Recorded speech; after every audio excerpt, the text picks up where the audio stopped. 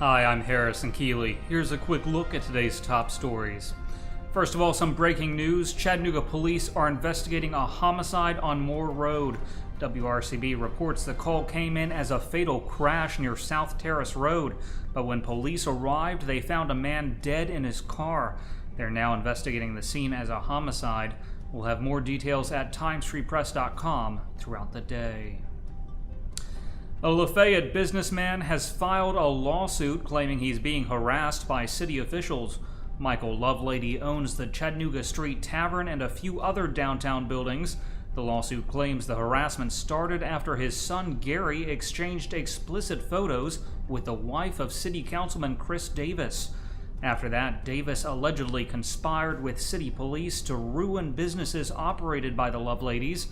On February 21st, Police Chief Benji Clift shut the tavern down and took the license off the wall. According to the lawsuit, he said it was because alcohol had been served at a fundraiser, but Lovelady said that wasn't his party.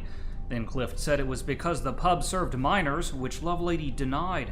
Finally, Clift said it was because Lovelady had liquor on the premises. Lovelady invited a search, but the police declined. The lawsuit also claims Davis told one of Lovelady's tenants that if she wanted to do business in Lafayette, she'd better move out of his building. It alleges that Lafayette police illegally entered Michael's home without a search warrant and examined his guns and papers, and his son Gary was arrested in April for allegedly driving without a license. He wasn't arrested while on the road, but on a warrant that someone else had seen him driving. Davis couldn't be reached for comment, and Clifton Meek's attorney also could not be reached. If you haven't paid your sewer bills, and 1 in 3 Chattanooga ratepayers haven't, then prepare for your water to be shut off. The city has announced a crackdown on more than 57,000 customers who are delinquent on their bills. In total, almost $3 million has gone unpaid. In fact, more than 100 customers owe more than $1,000 in late sewer payments. If your water is shut off, you can call 311 to make arrangements. About 650 donuts were delivered to the Chattanooga City Council last night. The donuts were there to send a message that the city's sign ordinance is too harsh.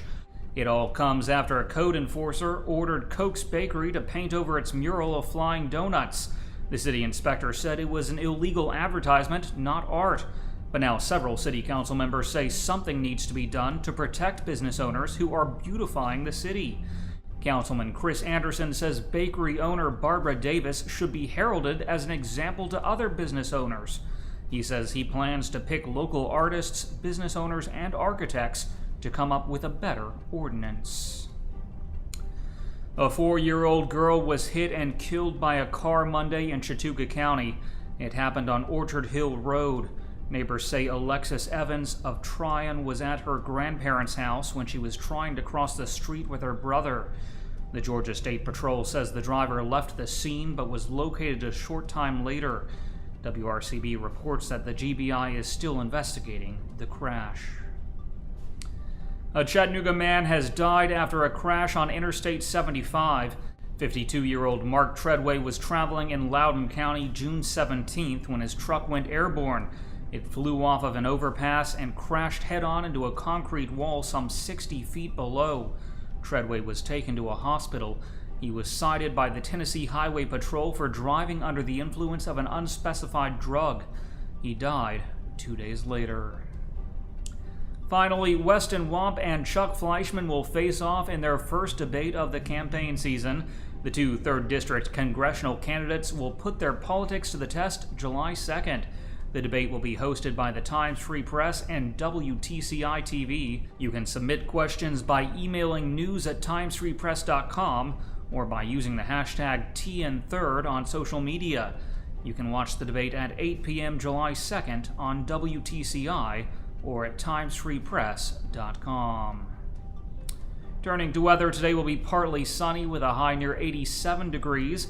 The low tonight will be around 67. That's it for today's newscast. Thanks for being with us. You can find more on these stories and breaking news all day long at timesfreepress.com.